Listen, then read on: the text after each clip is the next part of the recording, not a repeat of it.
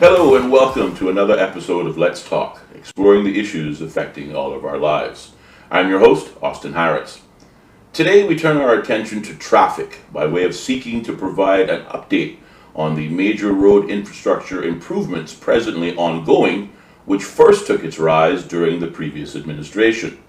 From there, we will turn our attention to public transportation, which has once again found its way into the public domain with a proposal from the current administration, for which we will seek to review the pros and cons of this proposal.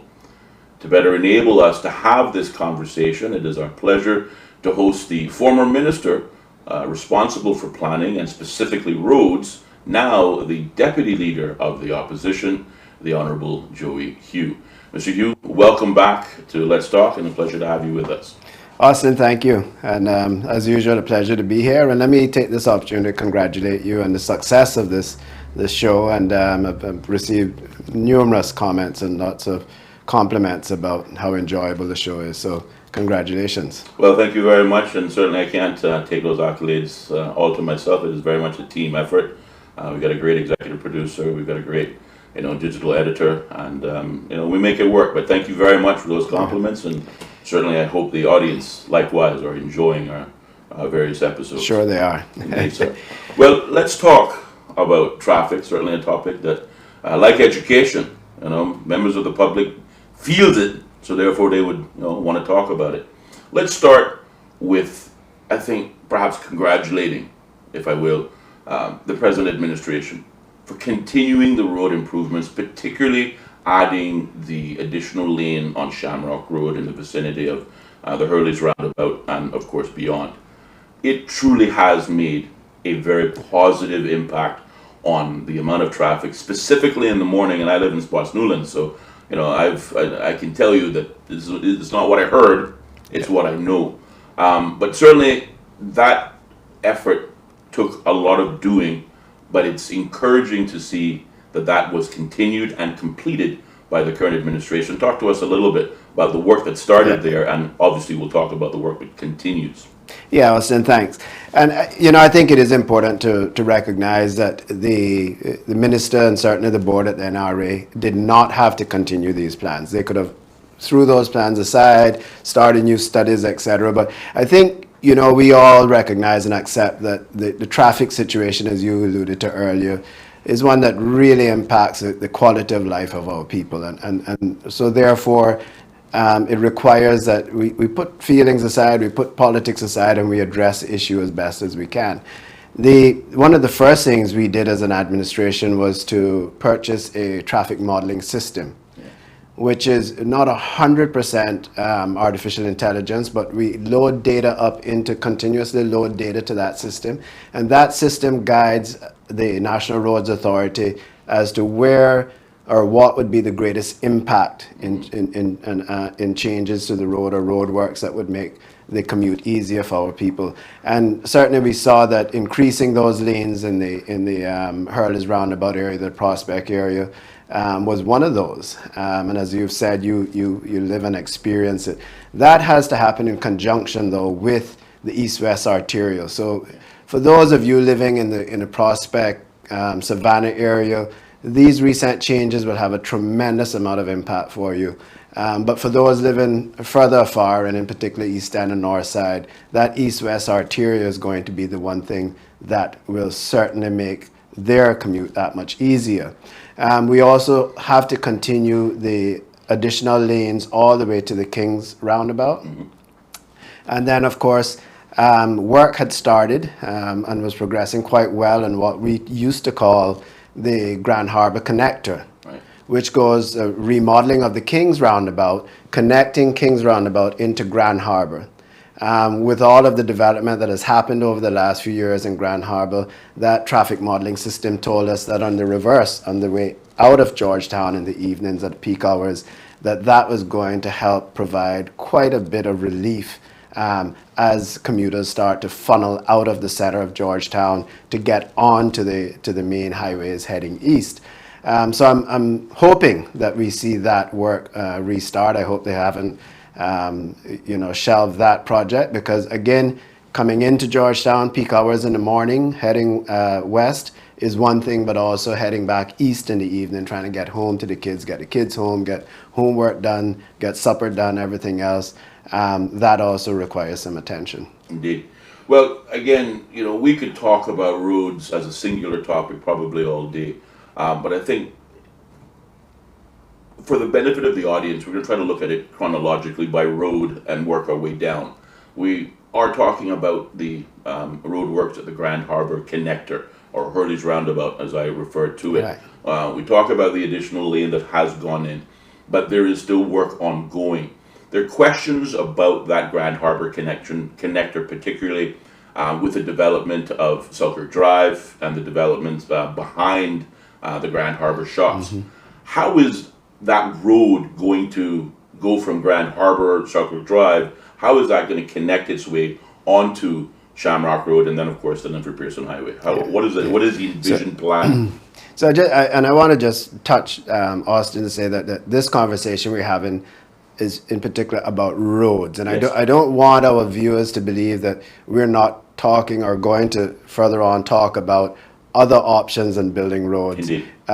Including, public transport, Yes. etc. Because we can't just continue to build roads. Agreed.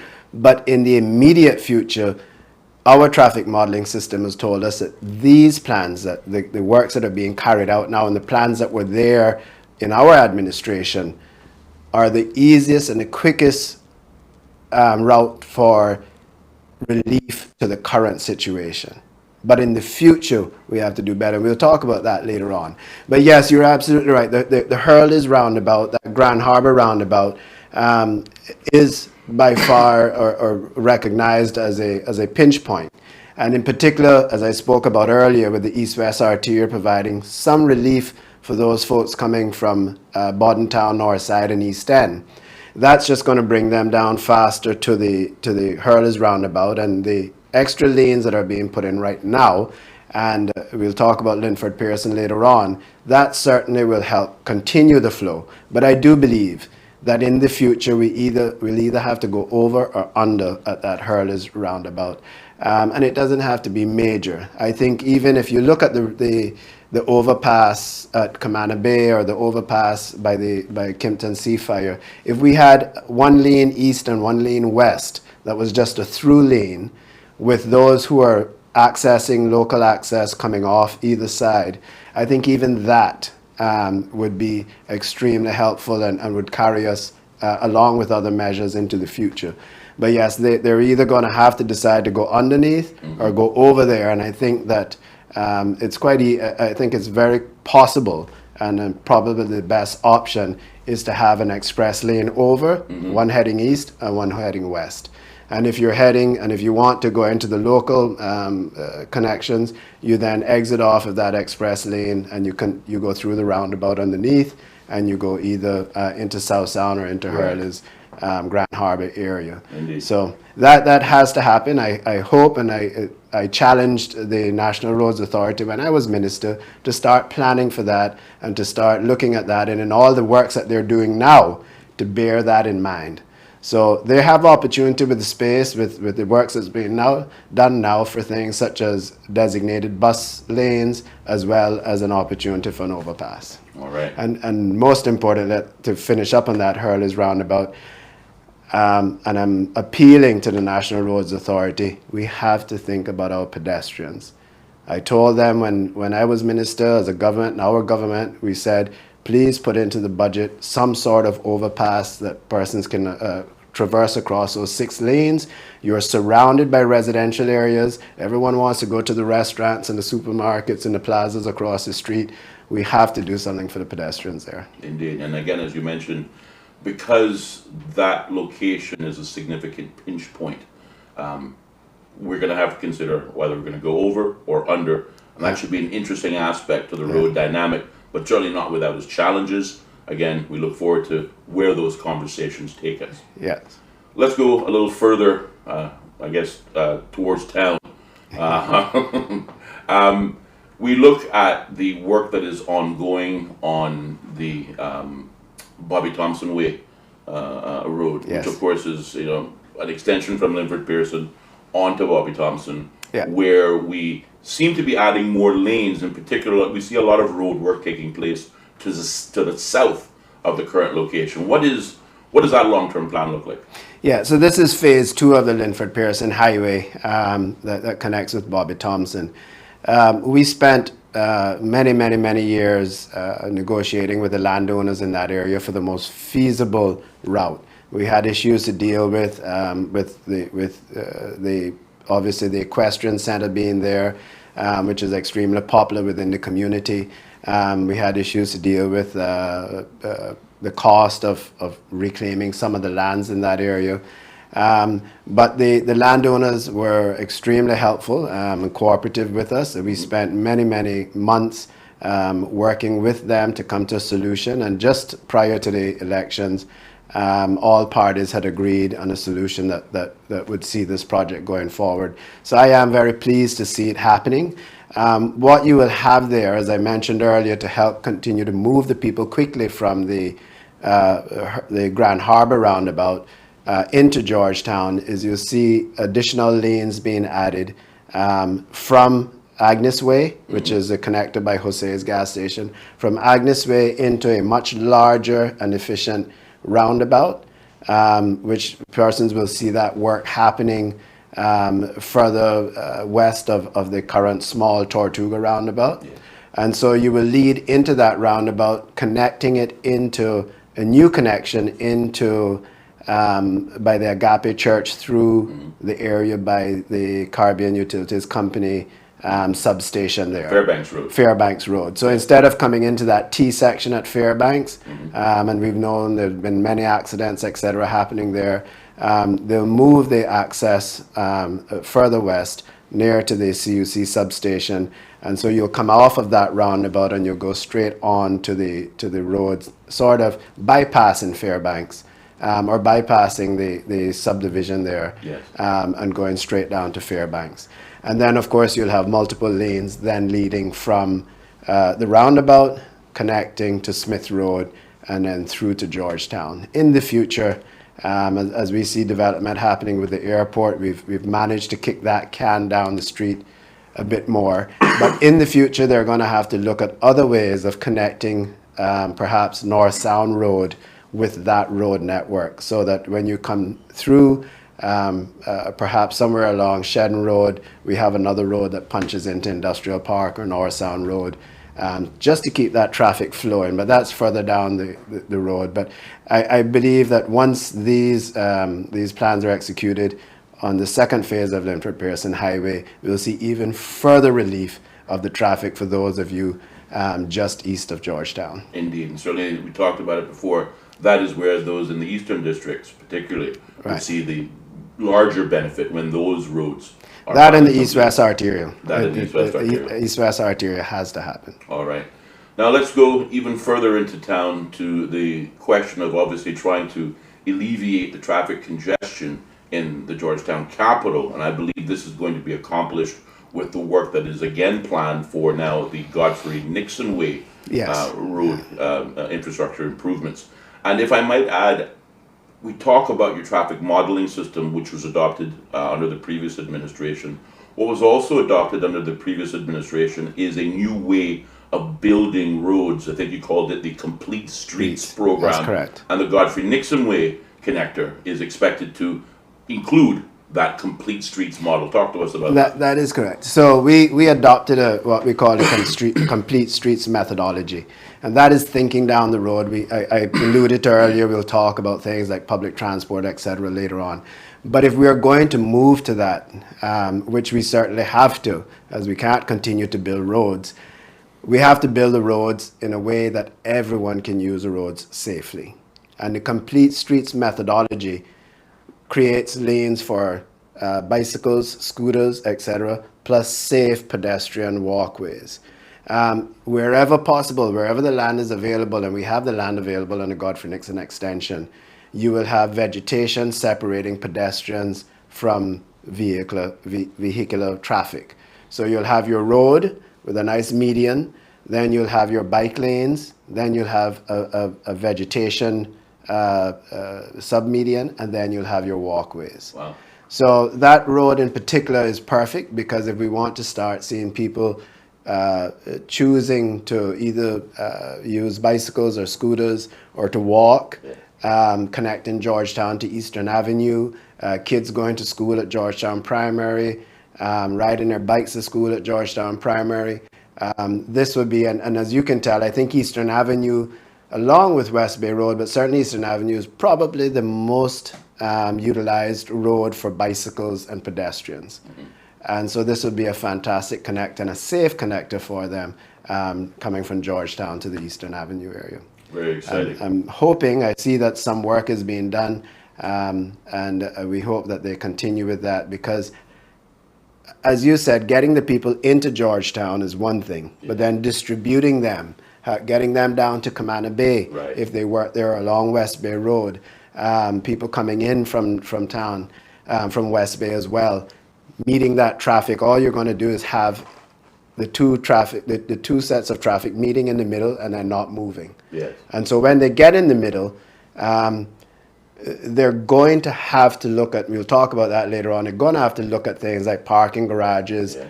hop on, hop off, bus system that we did a trial with, things to move the people around the capital once they get in there and to move the traffic around the capital. Yes, yes, indeed.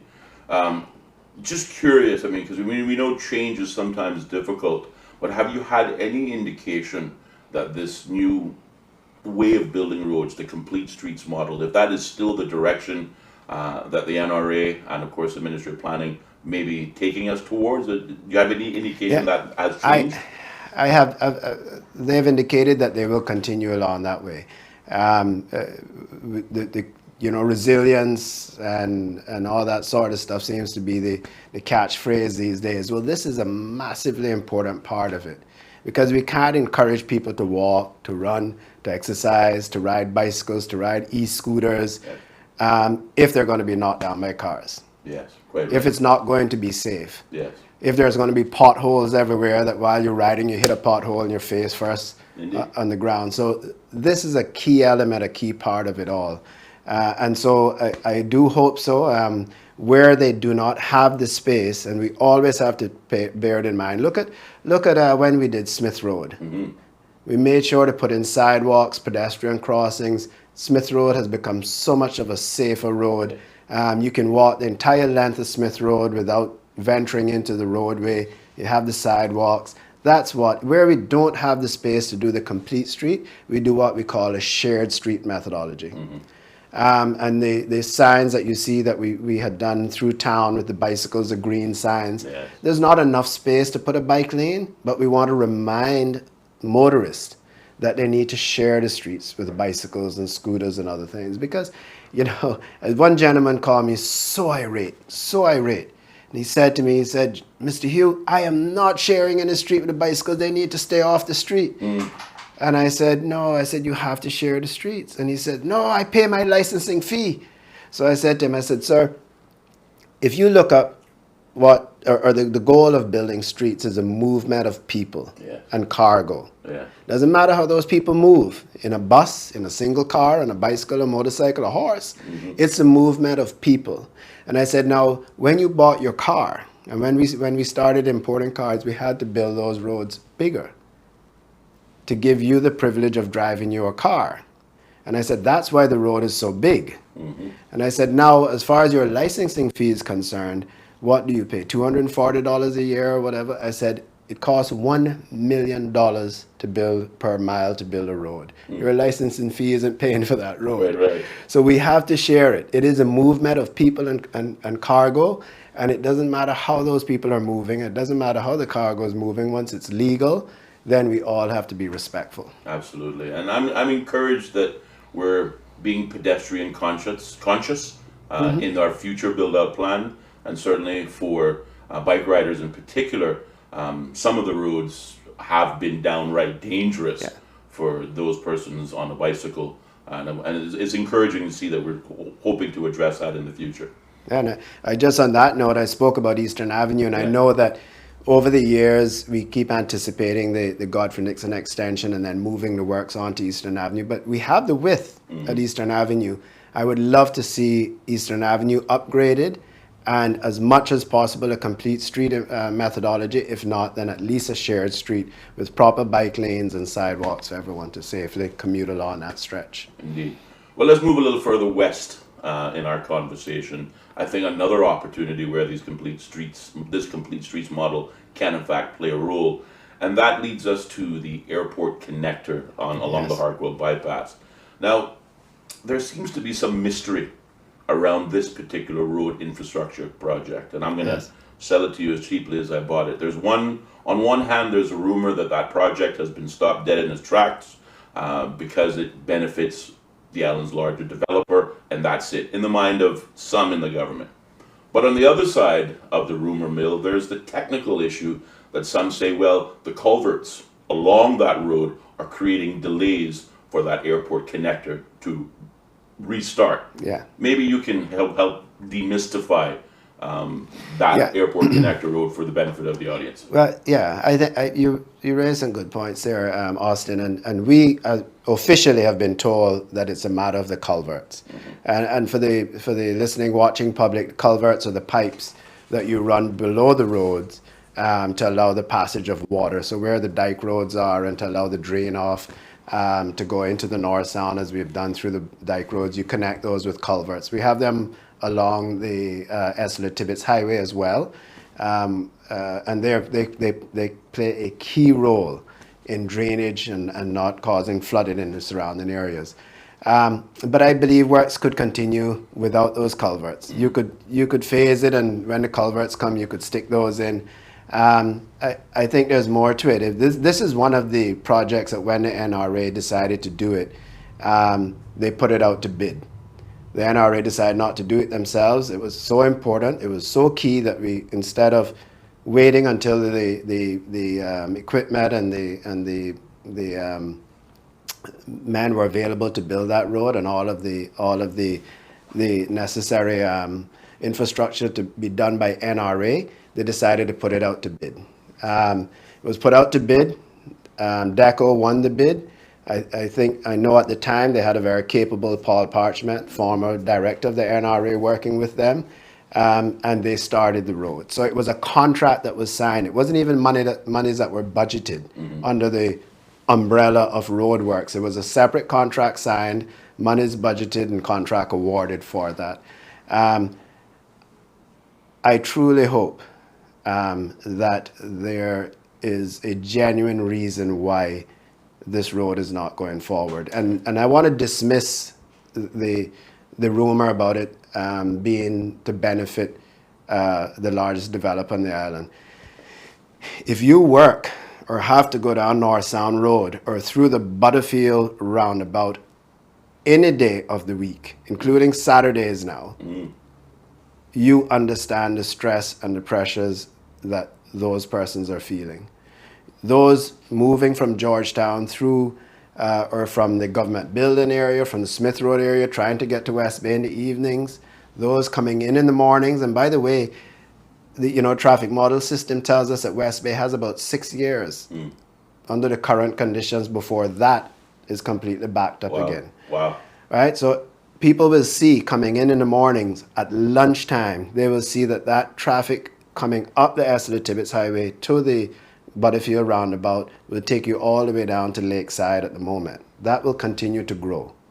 We have to relieve some pressure. You have Public Works, you have Department of Vehicle Equipment Services, you have CUC, Water Authority, Georgetown Landfill, and many, many more commercial entities that use that North Sound Road. And also, that is the main feeder to our airport. So when air arrivals pick up, if we think it's bad now, come November, December, when air arrivals are at their peak, and we have another 10,000 people arriving on a Saturday or on a Friday at Owen Roberts International Airport, trying to move from there to 7 Mile Beach, we will be at gridlock. Indeed. That road is so important. We were negotiating and trying to find funding to do the entire road, all the way from the Georgetown Yacht Club up to the CIS roundabout. But we found that there was an existing dike road, and it was very easy for us to go from the CIS roundabout to Seymour Drive. Okay. not Seymour, but Sparky Drive. Rocky Drive, yeah, okay. Yeah. So quite a bit of the infrastructure was there already as far as fill and that sort of stuff. We had to test, we had to boost where we needed to boost, and majority of that work has been done. We were 3 months away from completion a year ago. Yeah. That, even if in the beginning we restrict that road to commercial traffic, that would support CUC, progressive distributors, Otis Air Condition, the entire industrial park at the end of Sparky Drive, and then punch through to Seymour Drive as well, which you can, which was part of the plan to allow the DEH vehicles to use that as well, so that all of the commercial traffic comes off of North Sound Road, comes out of the Butterfield roundabout, Yeah. and starts to use that road. And then until we can completely finish it all the way that we allow the taxis or the tourist vehicles, even if you do that alone, that will create a tremendous amount, and this is not guesswork, this is what we see on the model. It will create a tremendous amount of relief on that Butterfield roundabout, which right now is affecting just about anyone who moves and operates in the Georgetown area between West Bay and Georgetown at the moment. And on some days, that Butterfield roundabout causes congestion as far back as Smith Road, where the traffic at each light meets each other trying to get into the Butterfield roundabout.